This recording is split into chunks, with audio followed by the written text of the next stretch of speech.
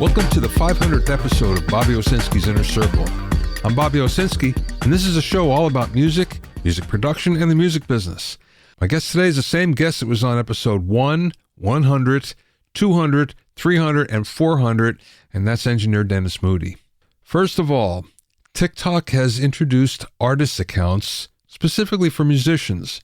This is something for every artist that has uploaded at least 4 songs to the platform. Now, what this is supposed to do is signify to the TikTok community and potential new fans that you are an artist. TikTok is also releasing a new release tool for those that have artist accounts. So what will happen is it's a promo tool that allows artists to highlight a new track for up to 14 days before it's released or for 30 days after it's released. And it also highlights the new release on discovery pages of catalog sounds.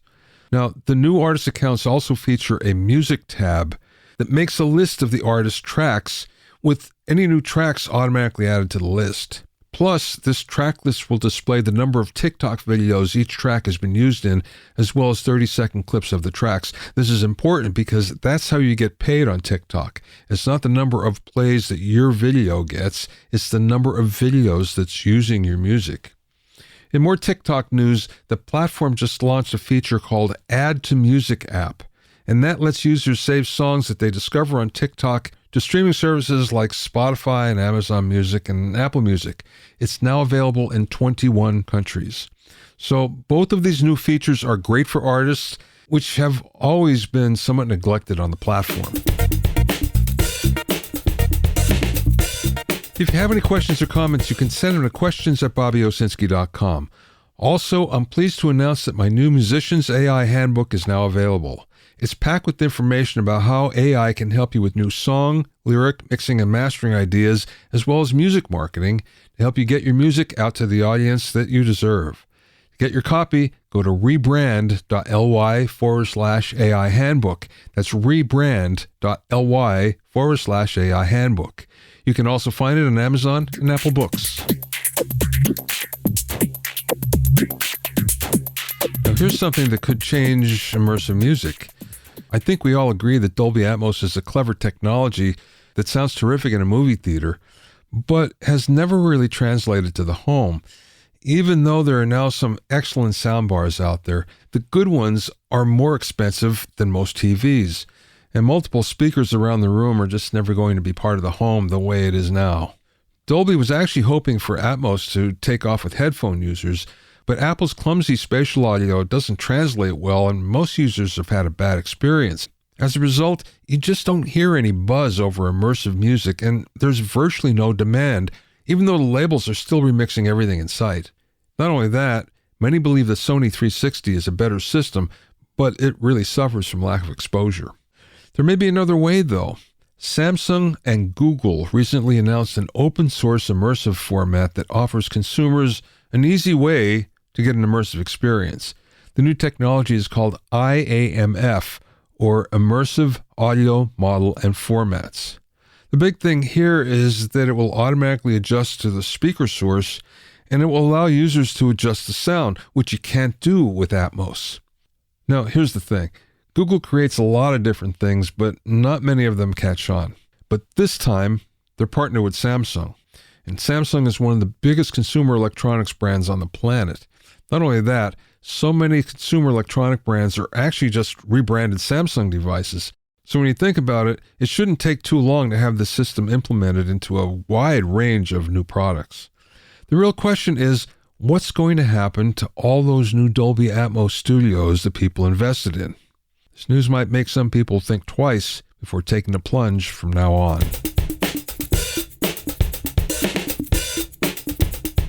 When I first started this podcast way back in April of 2014, the first person I thought to call was Dennis Moody. We worked together a lot over the years, and he's really been a great friend and a super knowledgeable person I can always go for to get some great advice and some great information. Dennis is unique in that he's comfortable in both studio and live concert settings. He's also comfortable mixing a rock or jazz band as he is doing an orchestra. Dennis is also known as the drummer's engineer because He's the guy that all the A-list drummers call when they want to make their solo record. Dennis is also one of the most traveled people that I know. I know a lot of people that travel a lot, but Dennis takes the cake here. He was just telling me that he's coming up on 100 countries. Not many people can say that. During the interview, we spoke about some of the exotic places around the world that Dennis has visited recently, finding high-quality gear in out-of-the-way places, what the world looks like post-pandemic, the typical problems he has to fix in home recordings, some excellent travel tips, and so much more. I spoke with Dennis from his studio in Los Angeles. I just looked, and it's been 2 years since we did this. You were on episode number 400. This is episode number 500. Wow.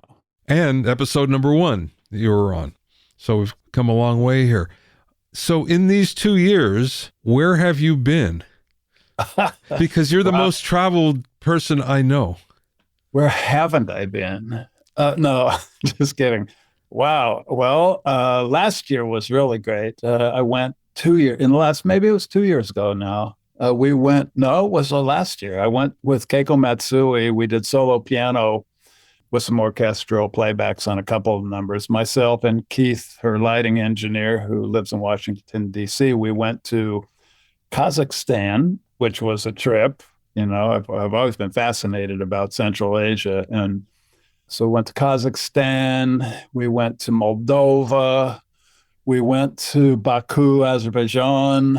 Where else did we go? Well, in Prague. The last day we were in Prague, and that was nice. And then also with Keiko, earlier in the year, we did a benefit for a children's kids' music school and art school down in Paraguay, which was amazing. I mean, it's way down there. It's in South America, and it was a benefit. So they just gave me a little expense money, and I volunteered my services to go down and do this fully mic'd orchestral show. So, which was really fun, interesting. The crew was great. Nobody spoke English. Mi español es mucho malo, very bad, but we did okay, and it was really great. A great show, and we got to go to Iguazu Falls and in Brazil, which is like 20 Niagara Falls in a row. Oh, it's just beautiful. So there, South America, I went back to Colombia and did a class in Cali for the big university there about 2 weeks before the AES show down there. So a lot of my friends, I'm seeing pictures go, oh, wow, it's just there. So that, where else did I go? Jakarta, Indonesia with Patty Austin. We did a tribute to Bob James, full orchestra in 5,000 seat hall, fully mic'd, which was really fun. So, and that's it. Where else did I go? Just in London, Dubai. Took a side trip to Oman because I've always been fascinated about that. Beautiful. People have no idea. I highly recommend the drive if they're in Dubai. And where else did I go? I went to Fresno. No. Pomona. Yeah, all those. Yeah, there's probably some more I can't remember off the top of my head, but it's been pretty busy. Okay, so here's the question. So you're going to all these exotic places. Do you have trouble with the gear? Is it outdated? Is it up to date? Actually, that's a great question because I asked for on Keiko's tour, for example, we're in Kazakhstan, and people think Borat, which is absolutely false. It's quite a beautiful place. I asked for an M32 or an X32, figuring that I could get those anywhere. And they go, sorry, we don't have that, but we have a CL5 Yamaha. And that's my console of choice. I love those consoles. And everybody had them, except one place didn't have them. And I don't, where was it? Actually, that was in Kazakhstan, one of the Kazakhstan shows we had something, I don't know what it was, but the guy, I didn't like it. It was pain in the butt for me, but most everywhere they had everything. They had the DPA 4099s with the magnetic holders for the piano. So I was able to mic the piano, hide the wires back around the piano, and she's just solo with a 9-foot concert grand. It looked like it wasn't mic'd because we had no mic stands up there, and it was really a great visual. And then Keith with the lights, doing the lights, just did a great job. So it was really nice. And so no, I very rarely.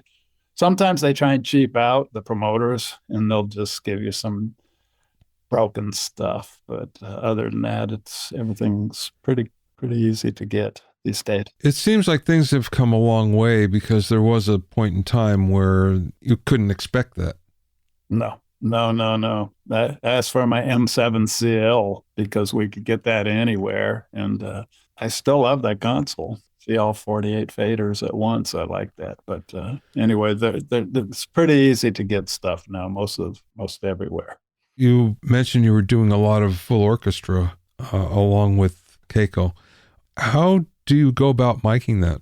Brass, I'll use a 58. Low brass, I'll use a D112 or something, 421. Strings, woodwinds, I like to use 451s, but you can't get those everywhere. So SM81 on woodwinds, all the high brass 58, and on the strings, I use the high strings and the mid strings, the violas.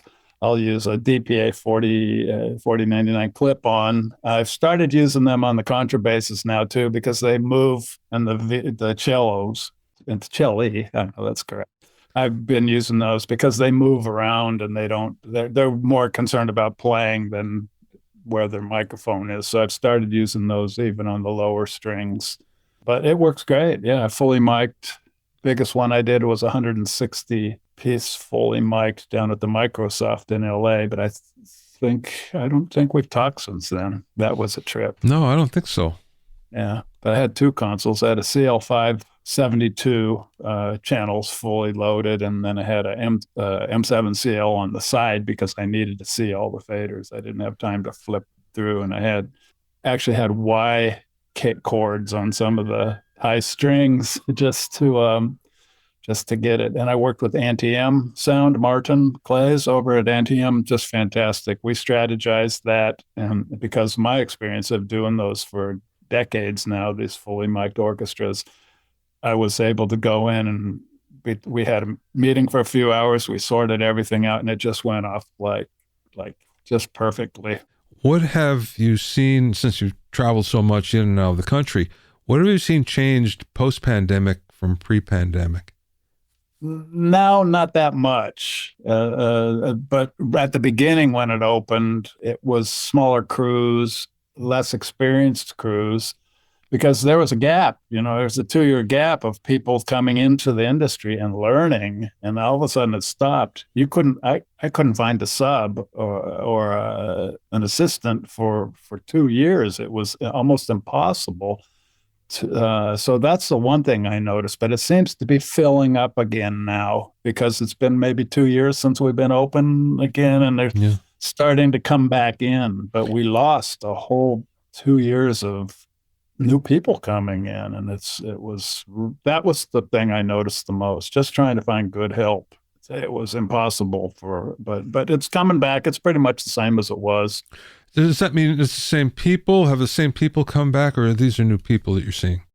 I see some of the older people that have been around, but I do see a lot of younger people coming in, which is a huge relief. Yeah, right. God, what are we going to do to cover all these bases? Yeah. The show I did in Vancouver last Saturday for this Persian singer, we had probably 40 people on the crew, lights, video walls, everybody. And at the start, there might be 4. There'd be 3 guys on the video wall, 1 audio guy going between front of house and monitors, and 1 lighting guy. And that's it. Wow. Because they just couldn't get anybody. But now it's coming back. Yeah, that's the difference I've seen mostly. Did you ever do any work with SSE in the UK? I don't know. I don't think so. They were a pretty big company that did U2 worldwide, Metallica at least in Europe. I have. A lot of shows in London, but I know Wembley Arena, not the stadium. I did 3 or 4 times there with Gugush, the Persian artist that came to that show in Anaheim. She played at Wembley about 3 times, and I don't know who supplied the supplemental audio on that. It could have been them. It could have been them. The only reason why I bring it up is the guy who owned it is a good friend of mine, and he sold out right before the pandemic, which is a great time. But we got to talking. He was in town last week, and we got to talking, and he said that there was a company from Canada that bought him, and unfortunately, nobody in upper management go to concerts. So he went to the CEO and he said, "Have you ever been to a concert?" And she said, "No, I don't much like music." Oh, no. So he said, "Okay, who do you kind of like?" She said, "Oh, Michael Bublé." He says, "Okay, we're doing Michael Bublé coming up. I want you to come and just watch the whole thing as it happens."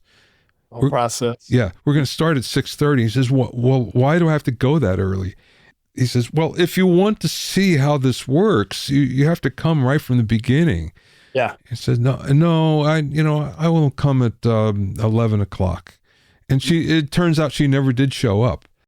Wow. And then he thought to himself, "Oh, I'm selling to these people." That's too bad. Too bad Yeah, when it gets like corporate like that. Yeah, it's getting more of that too. I see. I'm advancing shows and for this Vancouver show, and I'm talking to the guy, and I go, so what time are you going to be? And he goes, "Oh, I won't be there. I'm in Missouri right now," or something like that. Okay. He was really effective, and they had probably one of the best crews we've had recently. So Yeah. he fulfilled everything properly, but. Yeah, it's odd. The other thing he was telling me, you'll appreciate this. So he was saying that the touring industry doesn't get any support in the UK from Parliament. Mm. And finally, they got their local government official, just to talk to him. And she came in and she saw the setup and she says, "Well, how long does it take you to set up?" And he says, "Well, just a day. We started this morning. We're going to break it down tonight. We're someplace else tomorrow night." She says, "No, that's impossible." "How many people do you have?" 8. He said, "That's impossible." He says, "Well, we're really good at it. That's why we could do that." And she just couldn't get into her brains that this is what happens. This is the touring industry. This is what people do. Nobody does, especially the people, the fans, the people who just attend the show. They don't know. They walk in and they think, oh, they have no idea what happens. Yeah. No idea. And sometimes the setups don't go smoothly. So people show up late and stuff like that, especially on these last shows I did in Manchester. I have to tell you, this is hilarious. I walk in, we drove from London. We had a show that night. So they tried to get as late start as possible driving from London to Manchester. It's about a 3.5 hour drive. Yeah. And we go, well, at least when we get there, the video wall will be all set up. We get there, we park in front of the venue, and these guys are rolling cases in. I go, what's that for? I wonder maybe they're storing them for a show they're doing tomorrow. Because the video guys, they're supposed to show up at 8 a.m. They showed up at 2:30. Oh. It takes 3 hours to put up a video wall. So we couldn't do anything. It was just complete chaos. But the show goes on. People don't know. They walk in and they go, "Oh, great, here's my seat. Grab a beer, have a show. Yeah. Let's go home. That was fun." No idea. What trends are you seeing? You just mentioned a couple, but is there anything that you're seeing? And this could be in the studio or it could be in live. Live, it's pretty much back to how it was. They're just using less people to do the jobs. They used to have a lot more people on these crews. Studio, I see I'm nothing really new. Nothing really new, except a lot of home people. Musicians doing stuff at home now are like, I'm a full-fledged engineer. It's my main profession now. I go, no, it's like I stopped playing music when I was 16 to become an engineer, and I focused. You spread yourself thin. I think musicians who are engineers, of course, they have a musical understanding. Some of them have really great ears, but they're a musician slash engineer. There's a difference to me about someone who dedicates their whole life and all their time to focus on one profession. Otherwise you're just half a musician and you're half an engineer. I see lot of a lot of stuff coming from home now still. That didn't stop. That's the thing that came with the pandemic. It's nothing really new going on. Well, what I've noticed is, yes, there's a lot of people doing it, but it's for the same reason that they've always done it. I can't afford to hire who I want or record where I want, so I'll just do it at home to save money. I have to fix it. Yes, you're the fixer. Yeah. It's good because I have a lot of work, but on the other hand, it's like it diminishes, in some cases can diminish the quality of what the final product will be because you're limited. Like you have to find a sample on all the kick drums to make it sound like a kick drum, the snare drum, and little things like that. But I got a lot of tricks to fix up those messes. Okay, so what's the typical problem that you see? Just not a poorly recorded source. They might sound okay, but like low levels or over compressed or wrong mic choice for a vocalist, super sibilant, super bright, super edgy. It's a great mic. I paid $1,800 for this mic, so I'm going to put it through my $300 converter, that I bought, and they just don't sound good. So I have to go through a lot and fix it. Most of the vocals, it's hard to get a really great sounding vocal recording from home. I have to do a lot to them to get them to sound right, in my opinion. What sound right. I think a lot of it has to do with people don't understand that you have to pair the microphone with the source. So just because you have a great mic, it doesn't necessarily mean it's the perfect one for a vocalist, for instance. Right. Might be a cheap mic that'll work better. It's funny. I saw that last night. We always hear about Michael Jackson using the SM7 or whatever on his vocals. Yeah. I never saw him do a session, so I don't even know if that's really true. I saw a thing online yesterday, I'm singing into a C12. I go, okay, well, then he doesn't use SM7 or whatever it is. I'm not a fan of those. We used to use an RE20. Remember the RE20 and the vocal mics for Motown stuff? I know Stevie Wonder used that for a while. Well, Bruce Sudine told me that he did use SM7s most of the time. Yeah. Yeah, on Michael. Yeah, it was to him, it was the perfect match.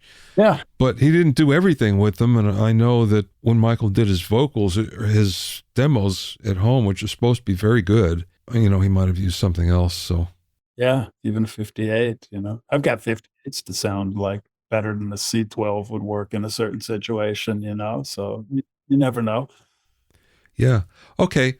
Like all of us who like to collect gear, what's your latest collections like? What? Well, I kind of stopped I stopped at the pandemic because I was considering purchasing a building, in LA where I could live and work. So I said, no more gear. My latest acquisition, new air conditioner pump. Studio. Yeah, that's kind of it. I have my eye on a couple things that my latest acquisition was a API 10 channel 500 series rack. That's it. Okay. That's nothing that's going to enhance the quality of the sound. I had another rack in there, but it had some problems with the fuses that they built, and they were hardwired in there. So my tech had to go in and find it. They said, send it back to us. We'll fix it and send it back to you. I can't do that. So I had my tech come down, fix the channels that were problematic. And it continued. They'd just start popping off one by one. It was a cheaper unit, but he came in and redid all of them. He found out what the value was, and it works great. So I have a 10-space 500 series rack empty sitting in my office in the back, going, okay, what am I going to put in there? I eventually will. But right now I'm looking at a 67 reissue. I'm really want to get one of those. I mean, just number one for the name, of the quality and the reputation. And Al Schmidt at one of our lunches told me people don't even know. They bring this, we want U67. So they bring out the reissues over at Capitol and they go, wow, so great to have these mics. And it's the one that I can go down to buy at Guitar Center, even order one. Yeah, but it's expensive though. Yeah, they raised the price $1,000 since when I was going to make my last purchase on it. I want to get some Josephson's E33s for tom mics, but those are expensive, but well worth it. They're for toms. Okay, so I need 4 of them. It would cost me close to $8,000 for 4 of them. For toms, I've never heard anything like them. They're similar to the old 451s with the swivel on them, 110 dB pad. They had that sound. And when I was recording a project with Dave Weckl, we were over at Conway recording, and I said, "Hey, Dave, can I throw these up?" Because he's a Shure guy, so everything that goes on his record is from his Shures.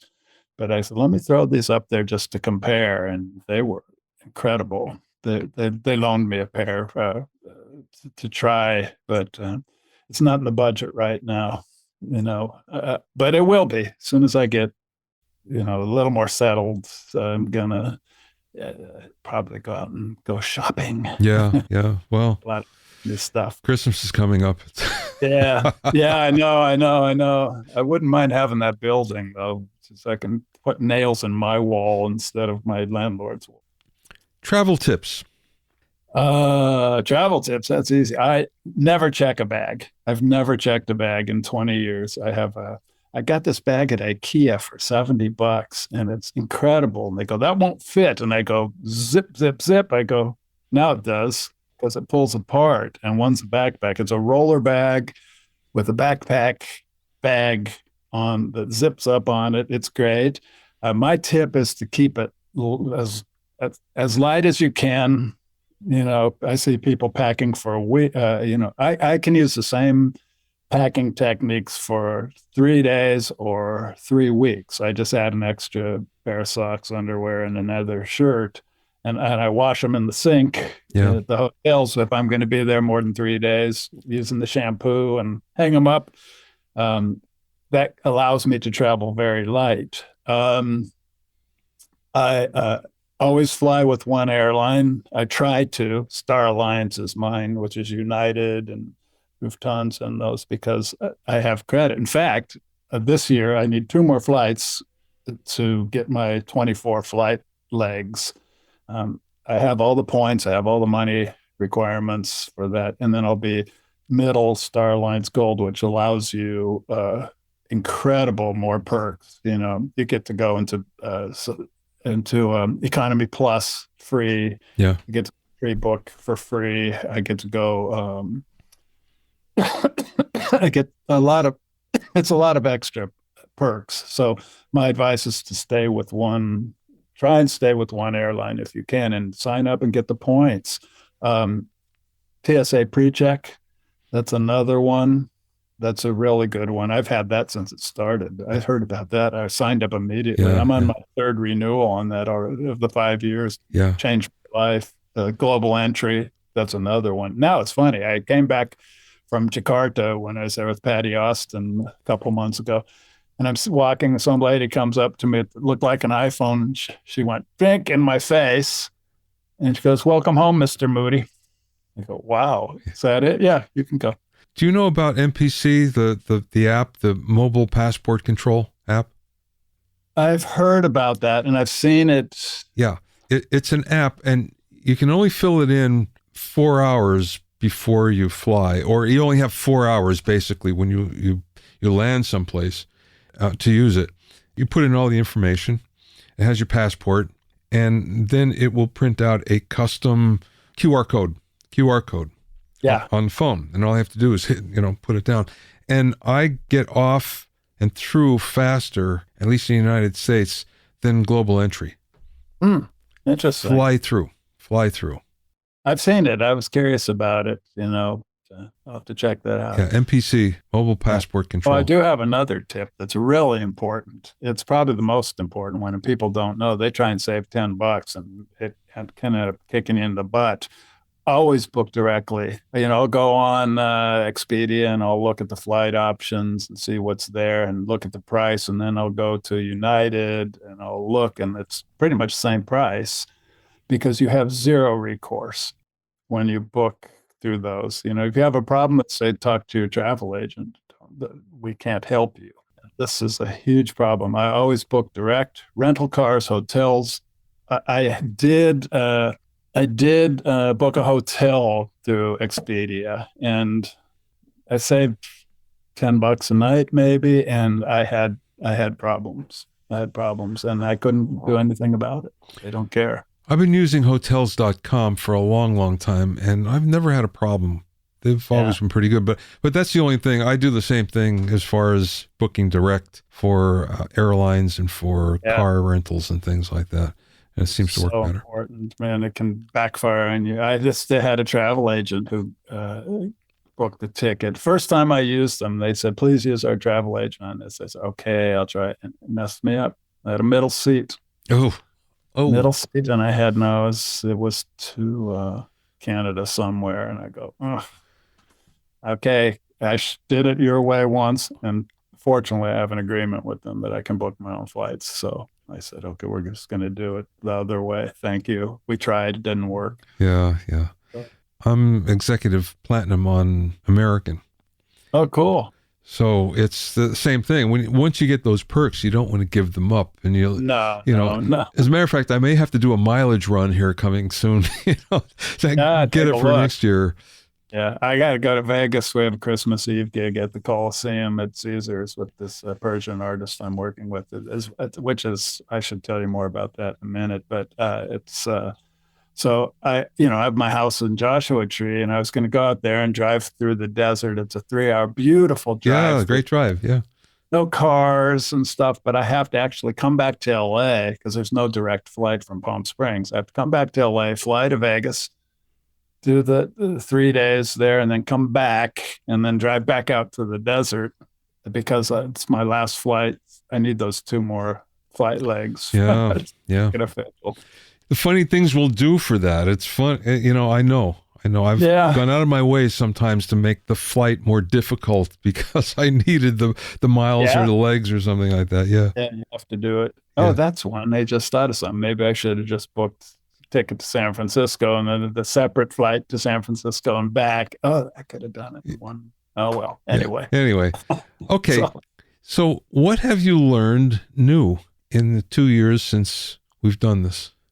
To be more patient is one. That's a personal thing, because everybody, and I think it goes back to this pandemic lull and new people, that the people that are your support people aren't as experienced as they were because we're missing that 2-year hole in there of qualified people. So I learned to be a lot more patient. I learned to be more supportive with the new people. I love helping new people. I love helping the people get in there. I love hiring someone to come help me, like be my script person and shadow me around and help. Technologically, I'm learning more about the gear I use because I'm using it more often. So I'm getting deeper into setups and stuff like that. Before I'd come and have the tech, okay, here's my thing. I'm pushing the faders and doing a show. I'm not interested in that because I don't need to know that for what I need to do with my job. But I'm trying to get a little more deeper into the technology behind the gear that I use, and it helps me a lot, actually. Not really a lot. I mean, after this is my 49th year of doing this. I started when I was 3. So no, December will be 49 years. December 28th will be 49 years since I've been doing this. So I mean, there's always something new to learn. I am learning that technology is advancing much faster than I'm willing to keep up with it. That's one thing, which is good and bad. But yeah, it's going fast. That's for sure. There's a lot of things that are just flying by. Yeah, I'm learning that the old school ways that we used to do have a lot of validity. Yeah. But the way that the technologies is they don't it's hard. They don't translate over, like the big console, okay, I have to go to I had to turn the bass up. Okay. Now in the new consoles, you have to tick, tick, tick, tick, tick, tick, tick, push button. Okay. Turn up the bass, tick, tick, get back, push a bunch of buttons. It's not as easy as it was, but it's also, in another sense, it is much easier because you take the thumb drive, USB thumb drive, plug in, go to the next venue, plug it in, adjust, get your levels and go. So there's advantages to the new technology. Okay, here's a question for you then. When you take a snapshot of those scenes, when is that happening with you for an artist? Is this during pre-production? Is there a lot of pre-production that you do? Yes and no. To start of a tour, for example, I'll make the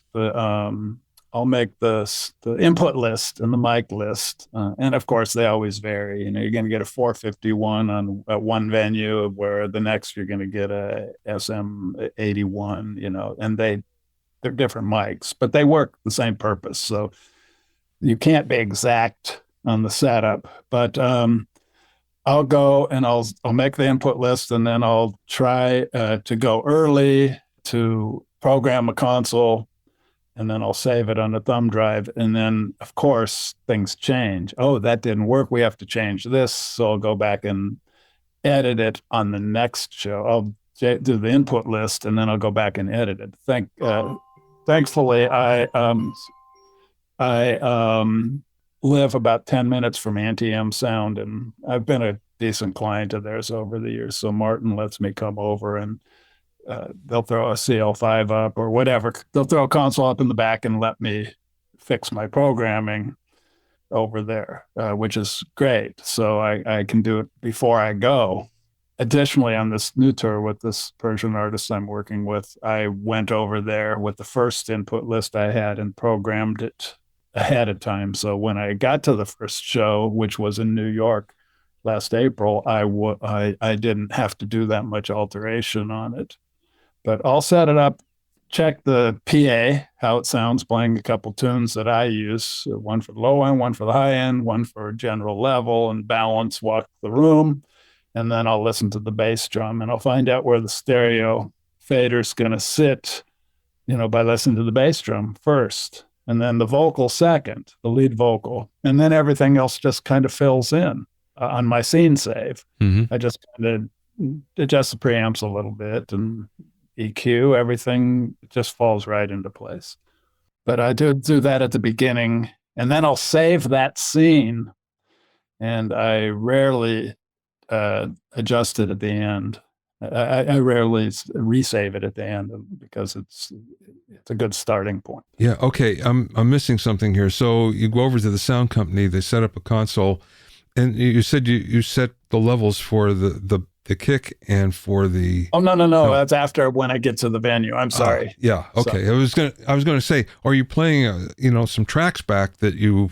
There's a multi-track back that you can do that. People do that. Yeah. It's interesting concept, but no, I do it once I get to the show to see where that scene that I loaded, because the left, right, for example, this last show I did in Vancouver, man, I had it down minus 20 dB, and the PA was just slamming loud, because they had so much headroom. So I need to, once I do the scene, I don't have to go back and change all the levels on every channel. It all matches up. I just need to find out where the stereo fader sits, and then I do the sub woofer, do the subs, and then I do the front fills, walk the room.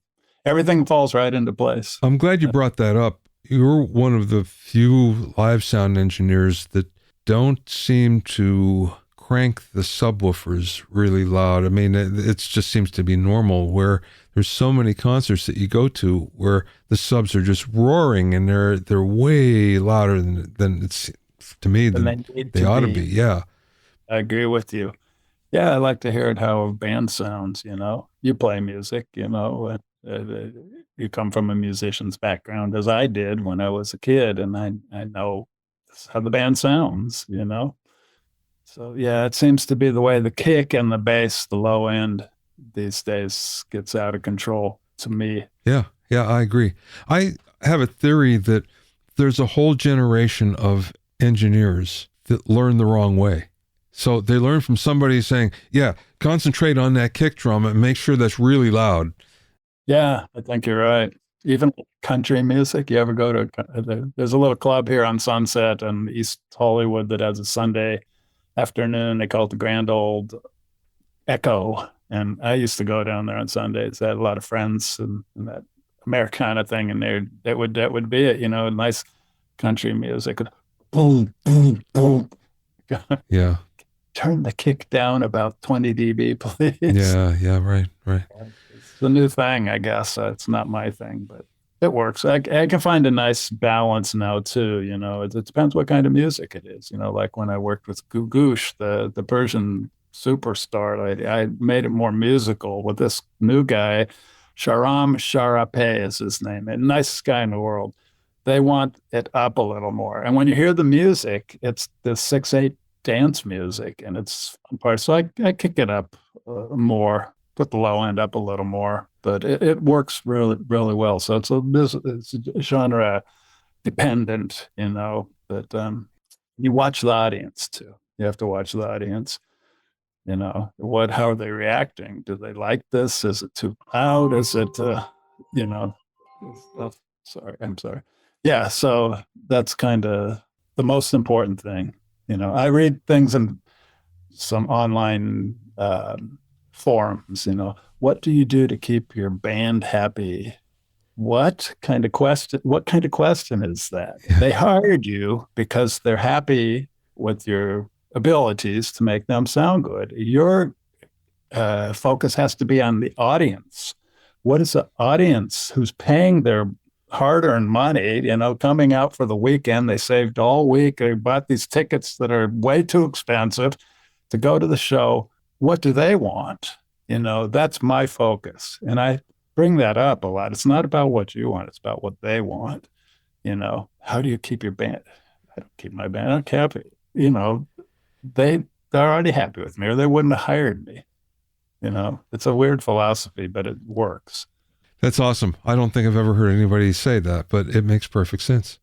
I feel guilty if it sounds bad to these poor people who spend all their money to come in. I really want them to be happy. You know, it's really important. It's really important.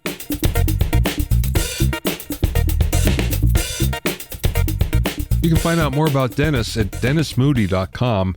That's Dennis Moody, DennisMoody.com. DennisMoody.com. Thanks so much for listening and being in my inner circle. Thank you for listening to these 500 episodes. I never thought I'd be here, to be honest with you. I just thought that maybe this would last a year, and we keep on continuing, going on and getting terrific guests. So remember, if you do have any questions or comments, send them to me at questions@bobbyowsinski.com. You can also learn all about the latest in music news, audio, and production news when you sign up for my newsletter at bobbyowsinski.com. There you'll also find out about openings for my latest online classes and special events. That's bobbyowsinski.com. To listen to the episodes of Bobby Owsinski's Inner Circle, go to bobbyowsinski.com and select the podcast tab, or go to bobbyoinnercircle.com, or you can find it in Apple Podcasts, Amazon Music, Stitcher, Mixcloud, Google Podcasts, Spotify, Deezer, TuneIn Radio, Radio Public, and Podbean. At bobbyowsinski.com and bobbyoinnercircle.com, you'll also find a sign-up form for my newsletter and for alerts for new podcasts. This is Bobby Owsinski. I will see you next time.